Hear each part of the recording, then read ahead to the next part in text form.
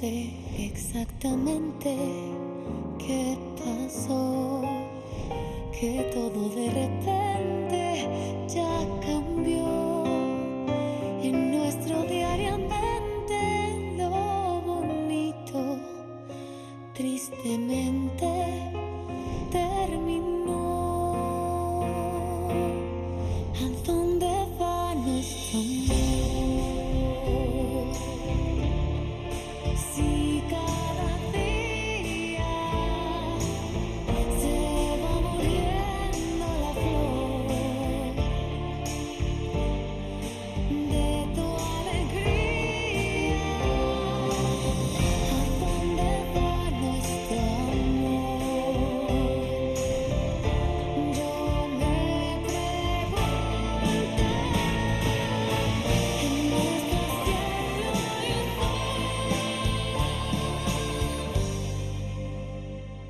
y en agonía.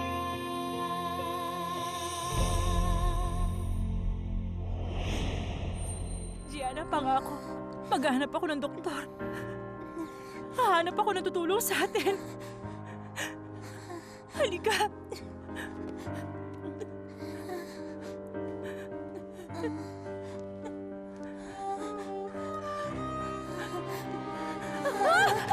Gianna! Tulungan niyo kami para awan niyo na! Doktor, tulungan niyo kami! Tulungan niyo kami para awan niyo na! Gianna! Gianna! Gumawa tayo ng paraan, Reynaldo. Humingi tayo ng tulong. Tulong! Kailangan ng doktor ng kapatid ko! Ako ang bahala sa gastos. Tulungan niyo sila. Sandali lang, ma'am. Hindi mo ba nakikita ang kailangan nila ng doktor ngayon? Tatawag ka ba ng doktor o ano? Tatawag na po ako, ma'am. Gianna! Kapatid ko! Kaya mo yan, Iya. Paparating na ang doktor. Okay? Gagaling ka. Maraming salamat po. Alam ko hindi kami bababayaan ng Diyos. Salamat sa tulong. Wala yun. Gagaling siya, okay? Bilisan mo, Gianna! kailangan nila ng tulong mo! Sandali lang, kukunin namin siya. Ah, doktor nang bahala sa kapatid mo. Bilisan mo! Ingatan nyo! Gianna! Tulungan niyo Huwag ako. kayo nang bahala. Relax, Iya. Gagamutin na siya. Yeah. Relax ka lang. Gagaling na siya. Kagaling ka, Gianna! Gagamutin ka Sige ng na, doktor! punta mo kapatid mo. Samahan mo siya. Kumilos ka na. Sundan mo siya. Papasukin kaya nila ako! Ay, siyempre naman, Iya. Kapatid ka na pasyente. Kaya papapasukin ka. Alam mo ba kung ano ginawa mo, mahal ko? Yun ang dapat gawin, Reynaldo. At tama lang ginawa kong yun. Ikaw ang bahala. Alam ko, Lola. Kaya alam po nitong mga nakaraan. Busy ako sa trabaho. Pero bakit hindi mo pinaalam sa akin na magtatagal ka pala ng ilang araw sa Italia para tapusin ang trabaho? Alam kong pagagalitan niyo ako. Akala niyo kasi lahat ng pinupuntahan ko ay party. Dahil mana ka sa ama mo. Yeah, alam ko po yan, Lola. Alam ko. Alam niyo naman na wala akong ginagawang kalokohan. Dapat lang, iho. At wag mong babalakin pa. Bumalik ka na rito sa lalong madaling panahon dahil gustong-gusto ko nang ipabasa ang last will and testament. Kailangan nang palayasin ang mga taong tamad na nakikitira sa pamamahay na ito. At alam mo naman kung gaano sila katerible. So, nariyan pa pala sila? Ano pa nga ba? Kung ganun, kaalis ako ngayong gabi. Kaya lang kailangan kong manatili sa opisina para makapaganda sa meeting. Dahil narito na sa Mexico ang Italiano kliyente natin. Dahil nagkamali na naman si Osvaldo. Komplikadong negosasyon sa kanila. Ano? Noon pa man, isa na siyang inutil. Sumasang-ayon po ako sa inyo. Pero ako na po ang bahala rito, Lola. Huwag na po kayo mag-alala. Siya nga pala, tinawagan ko na ang abogado kaya darating na siya sa bahay bukas ng umaga. Kaya sa wakas, mababasa na ang last will and testament. Mabuti naman. Siguraduhin mong darating nga siya bukas, Pedro. Dahil hindi ko nakakayanin pa makasama sa pamamahay ko ang mga taong animoy mga bitring nag-aabang ng paing kanilang masisilo. Okay, tatawagan ko po kayo bukas. Good night. Gumawa ng panghimaga si Joaquina. Iahain ko po mamaya. Mabuti naman kung ganun. Salamat si Monsita. Kailangan ba laging ginagawa yan? Si Monsita, Roxanita at mga tulad niya. Sa tingin ko may inferiority complex ka. Gusto ko sana makasama kita sa kwarto ko ngayong gabi para makita ko kung anong inferiority ko. Ay, pwede ba? Magpakadesente ka naman, no? Sa tingin ko, sa kinalakan mo, hindi ka nila tinuruan kung ano yung joke. Ay, sa halip na pagkatuwaan niyo ang pamilya ko, ba't di niyo sabihin kung anong alam niyo sa pamana? Seryo? Oras na para lumitaw ka at sumama sa amin. Magandang umaga. Magandang hapon. Hello. Ewan ko kung ano na nga ba. Morning na, no? Simona. Simona. May nakapagsabi na ba sa'yo na napakaganda ng iyong mga mata? At napakaswerte ko dahil nakita ko na naman ang mga matang yan. Ay, seryo, alam ko binobola mo lang ako, pero nahihiya pa rin ako. Alam mo, Simona, alam kong huli na. Pero maaari mo ba akong igawa ng almusal? Salamat. Kailangan mo ba talaga makipaglandian sa katulong? Ano ka ba? Maaari ba, Sonia, huwag mo na pagsilosan si Simona? Dahil siguro naman, hindi ko kasalanan kung nahulog ka sa maling lalaki rito. Ay nako, Uncle Seryo. Sa halip na puro pagbibiro ang ginagawa niyo dyan, mas mabuti pang tawagin niyo na ang anak ninyo. Kasalanan niya kung bakit narito tayo. At sinasayang niya lang ang oras natin. Ipapaalala ko lang sa'yo. Napakaswerte mo umiinom ka ng mamahaling alak. At dahil yun sa pagsisipag ng anak ko. Kaya nga, bago ka magsalita ng masasakit kay Pedro, ito ang tatandaan mo. Siya ang dahilan kung bakit nananatiling kumikita ang ating kumpanya hanggang ngayon. Cheers! Nakausap ko ng doktor. Sabi niya okay na si Gianna ngayon. Ay, mabuti naman. Maayos ng pakiramdam niya. Maraming salamat. Wala kang dapat na ipagpasalamat sa amin, Iha. Napakaswerte ko po dahil tinulungan niyo kami. Pagalingin sana ng Diyos ang paan niyo. Ang wallet mo.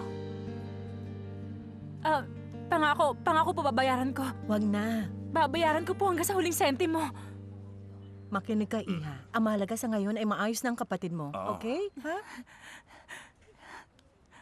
Sabi sa akin ng doktor, okay na si Gianna. Kailangan niya lang magpahinga. Kailangan pa rin siyang gamutin. Pero okay na siya. Ay, salamat sa Diyos. Ay, gusto niyo bang ihatid na namin kayo sa bahay niyo? Ha?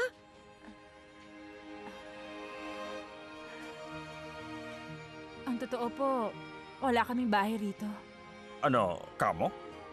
Wala kayong bahay rito? Isang kayo umuwi at saka paano? Hindi.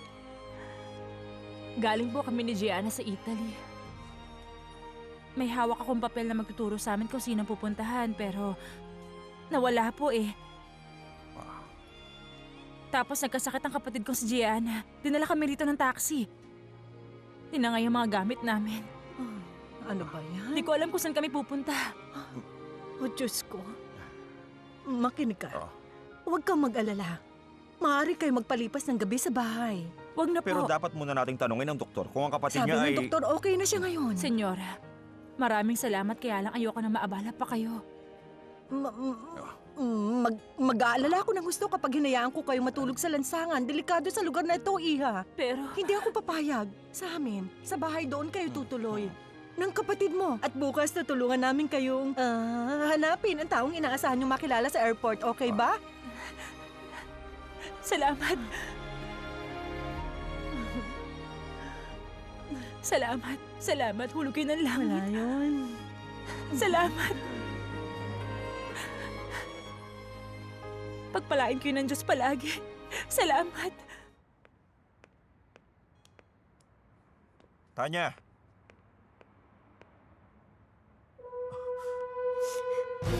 Tanya! Tanya, okay ka lang? Tanya. Relax lang.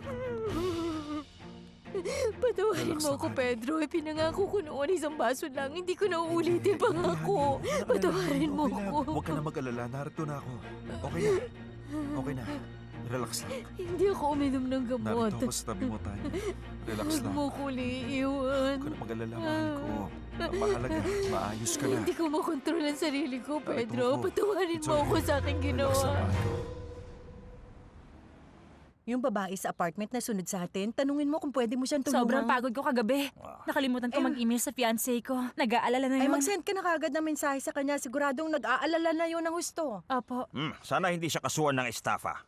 Reynaldo, huwag ka magsalita ng kanyan. Pakinig ka, mahal. Tingnan mo ang sitwasyon. Pinadalhan siya ng pera ng lalaking yon, tapos bigla siyang nawala. Iisipin nun na tinakas niya ang pera. Ano ka ba, Reynaldo? Hindi niya ako kilala ng personal. Tama.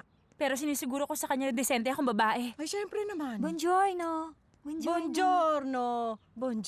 Buongiorno. Ay, halika nga rito, iha. Ah, ayan. Mag-almusal ka na. Kumain ka na marami para naman makabawi ka na lakas, okay? Maraming salamat po sa lahat ng tulong niyo sa aming magkapatid. Ay, walang anuman. Ay, walang anuman, iha. Oh, Reynaldo. Ipaghanda natin silang chilaquiles, ha? Sige, Ano magandang po yun? ideya yan. Ang chilaquiles ay parang maliit na pizza pero gawa sa tortilla. Ah. Tutulungan ko siya dahil hindi siya marunong gumawa nun. Ay, huwag ka maniwala sa kanya. Ate, Hmm? may problema ba? Ano Para ginagawa kasi may mo? mali eh. Hindi na raw existing ang account ko. Hindi ko alam kung bakit. Gianna, okay ka lang? Okay lang. Sabihin mo sa akin ang totoo. May ginawa ka ba sa email account ko? Ay, ate, Gianna? pero ipangako mong hindi ka magagalit sa akin. Anong ginawa mo, Gianna? Um, Sabihin mo! nung nandun pa kasi tayo sa Italy, nung inilabas mo ako sa ospital, nung huli akong na-admit, Tapos? Dinilit ko yung email address mo. Pero bakit? Ginawa ko Ano yun dahil ba? ayoko mapakasama Nababaliw ka na ba? Sorry na talaga, ate. Ayoko mag-asawa ka ng estranghero para lang mapagamot ako. Pero Gianna, alam mo ba kung gaano kasama yun? Ngayon nabura mo na ang account ko, paano ako makakapag-send ng message kay Vittorio, ha? Ha, Gianna? Ewan ko, hindi ko alam. Anong nangyayari? Nagtatalo ba kayo? Kasi, pasensya na po kayo. May problema po kami. Binura na Gianna yung account ko. Di ko alam kung mahanap ko pa ang aking fiancé. Ganun ba? Pero huwag kang magalit sa kapatid mo. Dahil tutulungan ka namin matagpuan ng boyfriend mo, okay? Hindi. Napakarami na po na naitulong niyo sa amin. At sa tingin ko nakakaabala na kami rito. Naku, Pinatuloy hindi. niyo po kami. Pinakain. At binayaran niyo rin ng hospital bill. Pakiusap mo, Madela. Hayaan niyo mabayaran ko kayo. Kung gusto niyo maglinis ako ng bahay. Ang totoo, yun talagang ginagawa ko. Ayusin ko mga bagay para makabayad sa inyo. Sandali lang, may maganda akong ideya. Isa sa mga kapitbahay namin dito sa building ay naghahanap ng tagalinis ng bahay. Ha? Kung gusto mo, ipapasok kita. Talaga po? Oo, siguro naman, di mo naisipin nakakaabala na kayo, di ba? Sisipagan ko po ng gusto. Wala yun. Salamat po. Wala yun. Halika, pansamantala ayusin ko ang buhok mo para presentable ka pagharap sa kanya. Sige po. Halika. Salamat. Hindi pa tayo tapos. Huwag mo nang pagalitan ng kapatid mo. Ano ka ba? Bakit deactivated ang email account niya? Ilang ulit na ako nag-message. Diyos ko. Tama si Benito. Baka nga niloko niya ako. Fiorella? Benito. Hindi sila dumating. Hindi ko pa alam. Huwag kang pumunta rito hanggat hindi ko sinasabi. Hindi ko alam kung makakapagbukas ako ng restaurant. Goodbye.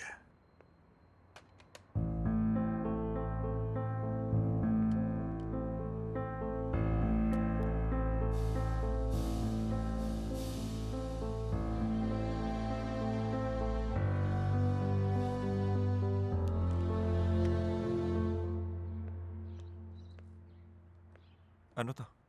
Ipinaghanda kita ng almusal, mga paborito mo.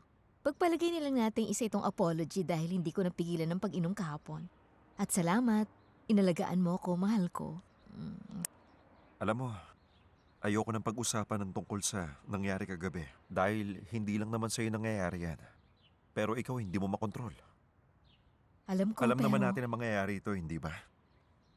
Ang inaalala ko ay, bakit bumabalik ka sa dati, Tanya? Kung ang dahilan ay wala ako sa tabi mo, problema nga yan. Dahil hindi ako pwedeng mamalagi sa tabi mo. Pedro, kasi alam ko, sobra na ito para sa'yo pero pakiramdam ko iniiwasan mo ko. Teka, heto na naman tayo. Noong nakaraan, okay na, di ba? Pumunta tayo sa Italy para mag-celebrate dahil successful ang treatment mo. O baka, ginawa mo ito uli para ipakilala kita sa pamilya ko. Okay, alam kong hindi tamang itanong yan, pasensya na. Pero hindi ako interesado na tawagin girlfriend mo dahil gusto kong patunayan mo na mahal mo ko. Di ba sinabi ko na sa'yo kung anong sitwasyon ng relasyon nating dalawa? Napagkasunduan na natin yun mula pa sa simula. Pero Pedro... Kung may pagdududa ka sa damdamin ko, yun ay dahil sa insecurity mo. Di mo pa nakikilala ang pamilya ko. Pinoprotektahan lang kita. Nauunawaan ko. Alam ko namang ayaw ng lola mo maging parte ng pamilya ang mababang uri ng tulad ko. Hindi. Maunawain siya sa ganitong bagay. Pwede bang tigilan na natin to dahil hindi ito makakabuti para sa atin. Maghihiwalay ba tayo? Kapag ipinagpatuloy mo yan, malamang maghiwalay nga tayo. Okay? Papasok na ako sa trabaho. Huwag kang tatawag. Pupunta ako sa rancho, may meeting ang pamilya namin ngayon. Tatawagan na lang kita kapag balik ko.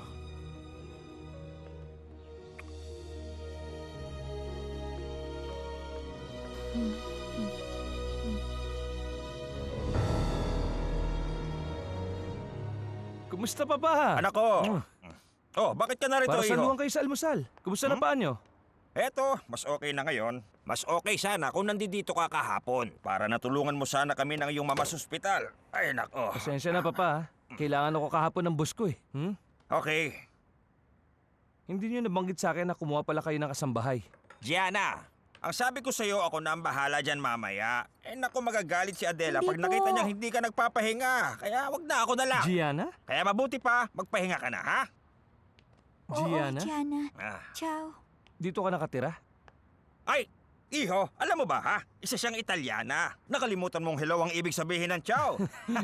Yung pinakikilala ko sa'yo, ang anak ko. Ang anak kong si Benito. Italyana siya? Oo, si Gianna at ang kapatid niya, natagpuan namin sila sa klinika. Kapatid? Sandali, bingi ka na ba anak o ano? Nakakainis ka na. Inuulit-ulit mo, Italyana, kapatid.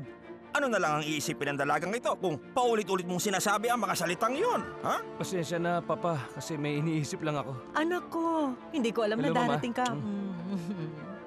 Halika nga, ipakikilala ko sa'yo si Fiorella. Ciao, Fiorella. Pasensya na. Pipi po ba ang anak niyo? Ah, hindi siya pipi, pero sana nga. Sorry talaga kasi... ikaw ay si Fiorella at si Gianna? Oo.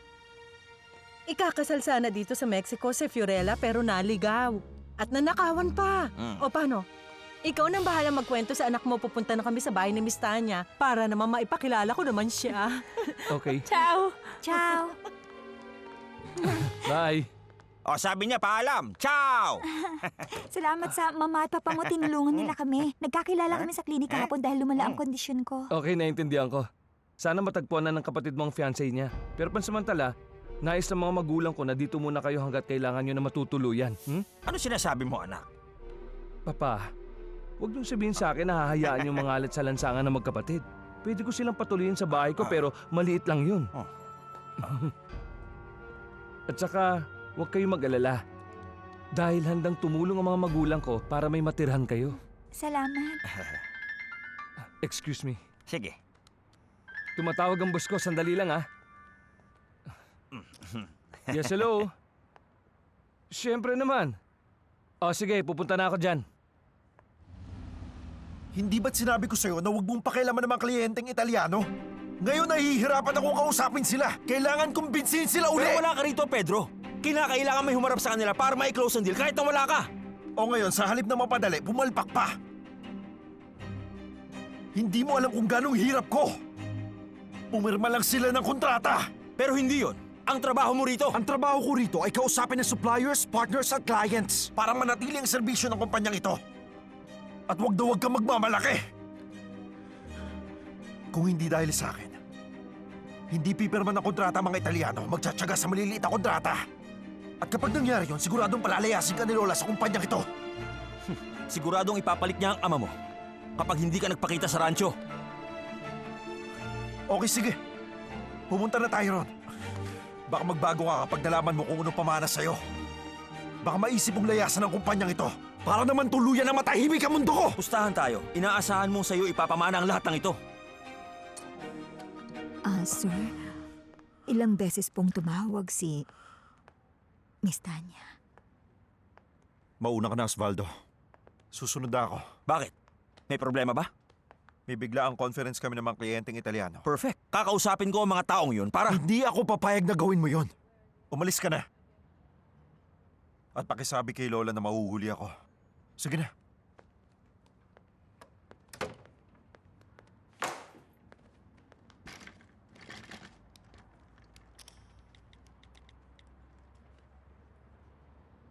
Tanya, anong problema?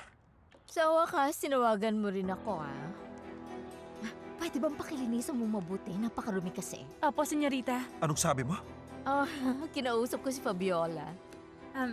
Fiorella. Fiorella.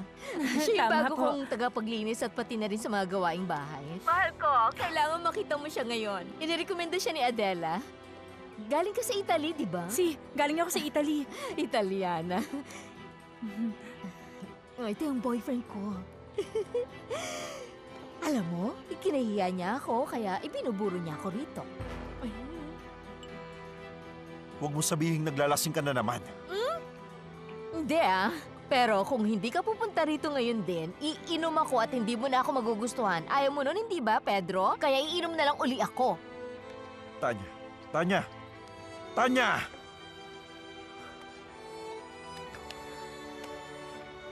Mari Carmen, sabihin mo kay Fidel na ihanda ang kotse. Aalis ako.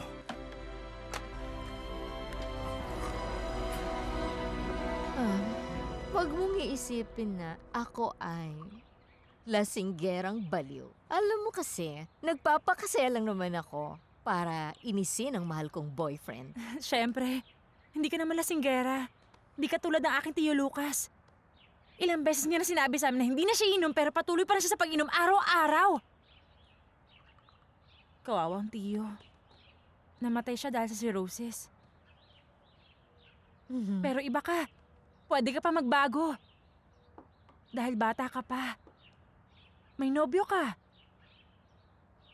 At mahal na mahal ka niya. At inaalagaan ka pa niya. Tama ka. Pero pansamantala lang. Sabihin mo, anong itsura niya? Si Pedro? Oo. Oo eh. Siya ang aking Prince Charming. Itim ang buhok niya. At maganda ang kanyang mata. Lalo na kung tinititigan niya ako, may sinasabi. Gentleman, elegante, mahilig di magpatawa. At kapag bumiyahe kami, inaalagaan niya ako at pinoprotektahan. Para sa akin, siya'y perpekto. Ibig sabihin, pakakasal ka sa kanya? Oh.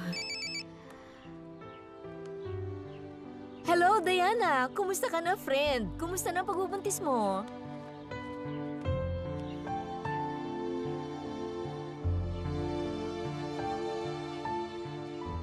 Madilim ang araw ko noon. Magkahalong galit at kalungkutan. Biglang dumating si Pedro na may ngiti sa maganda niyang labi at nagsasabi ng mga salitang puno ng pagmamahal. Mula noon, lumiwanag muli ang buhay ko. Kung ganun totoo nga siyang Prince Charming sa totoong buhay. Hindi ka mataba. Maniwala ka sa sinasabi ko, Diana. Ang mabuting boyfriend ay hindi iiwan ng kanyang girlfriend. Lalo na ngayong alam niyang dinadala mo ang anak niya. Sana nga buntis din ako. Anyway, mabuti pang mag-relax ka na lang, Diana, okay? O paano? Ibababa ko na. May kailangan pa akong gawin. Bye. Fiorella. Bakit po? Gusto kong bilhin mo mga ito sa malapit na butika. Okay. Mula rito kung maliwa ka sa kanto, makikita mo yung butika. Ibigay mo ang sulat na ito sa counter. Para saan to? May sakit ka ba? Wala, hindi yan gamot. Basta, dumiretso ka lang sa counter at ibigay mo yan sa lalaki. Tapos, bumalik ka rito dala ang mga ibinigay niya. Okay. Salamat.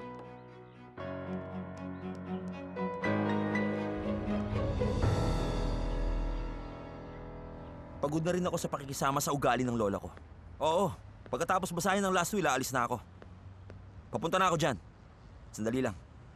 Sa rancho na po ba tayo, sir? Hindi. Doon muna tayo sa bahay ni Tanya. Sandali, Ramiro. Sundan mo sila. Alamin mo kung saan sila pupunta at i-report mo sa akin.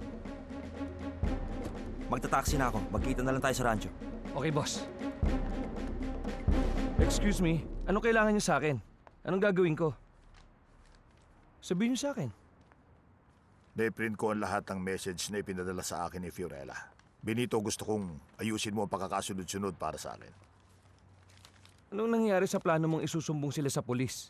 Anong sasabihin mo? Na ibinigay mo ang pera mo sa taong hindi mo kilala?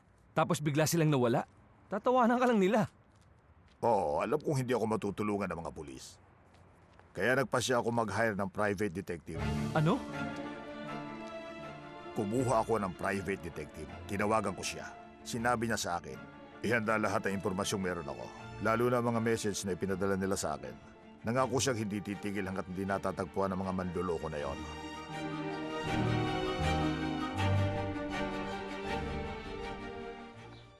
Kumusta, Gael? Gusto mong uminom? Balak mong uminom kahit alam mong narito si Lola? Gusto ko malaman mo nasa taas siya, kaya ibig sabihin wala siya rito.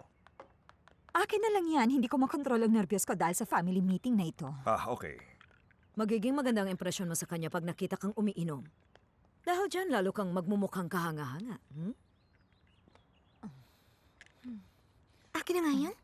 Oy, Roxy, wag mong iinumin yan. Ikaw ang pinakabata sa pamilya. Sigurado magagalit si Lola kapag nakita ka niya. Umalis ka na nga lang at huwag ka nang makialam, okay? Bakit ba kailangan natin maging formal ngayon? Ibabasahin lang naman ng abogado yung last will, yun lang. Yun lang. Totoo nga palang sinabi nila na sa pagiging inosente, katumbas nun ay tanga. Uncle, tumawag na ba si Pedro? Sabi ni Lola hindi raw niya babasahin ng last will hanggat hindi dumarating si Pedro. Ayoko na tumagal pa rito. Ganon din ako. At hindi na tama ito. Sinabi niyang pumunta sa bahay niya. Ilang araw na hindi man lang siya bumaba para harapin tayo. Sobrang class, di ba? Bakit hindi mo kaya sabihin yan sa kanya? Siguradong may ibibigay siyang magandang payo sa'yo, Sonia. Nasaan ang asawa mo? Narito ako. Nakita mo si Pedro? Oras na. Mahal ang coat mo. Ako na. Tapos na ang paghihintay. Tingnan mo sandali ang neckline niya, Osvaldo. Masyado bang revealing? Para sa okasyon. I told you. Itago mo na ito, Gael. Mamaya ko na lang inumin. May 3 lalaki sa tahanan na ito pero walang tunay na gentleman para tulungan akong ligtas na makababa ng hagdan. Ma, please. Kaya niyo naman maglakad na mag-isa. Pero lagi siyang tinutulungan ni Pedro. Lola, I'm happy to see you again. Napakatagal ng panahon, Lola. Nakakainis na. Para sa akin isang kabastusan at nakakaawa kapag narinig kong, oh, hi Lola, hi Lolo. Ang akala mo nga natuyuan ng utak at umarting para mga 5 taon. Huwag na kayong magkunwari pa. Ni isa man sa inyo walang masaya na makita ko, kaya pwede ba tigilan nyo na yan? Hi, Doña Eloisa. Napaka-elegante niyo sa suot niyong yan. Nakakahiya dahil ikaw hindi. Si Pedro, Siguro papunta na siya rito, Mama. hindi mo siya kasama papunta dito, Osvaldo? Hindi po, Lola. Magkasama sana pero may problema po sa opisina na kinakailangan pong ayusin. Pero sa tingin ko, Lola, hindi siya magtatagal. So, wala palang dahilan para bumaba ako dito ngayon. Mas mabuti pang doon na muna ako sa kwarto ko mag-isa. Dahil ayokong sirain ang araw ko dahil kasama ko kayo. Ako na. Tulungan na kita, Lola. Hindi na. Huwag na. Kaya kong mag-isa.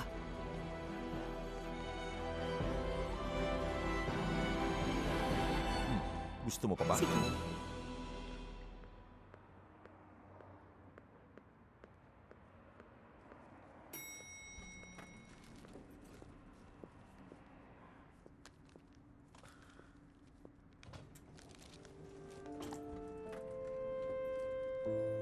Salamat. Magandang hapon.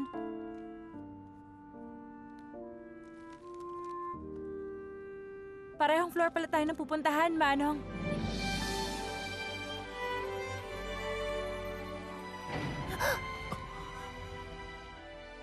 Ikaw na naman? Si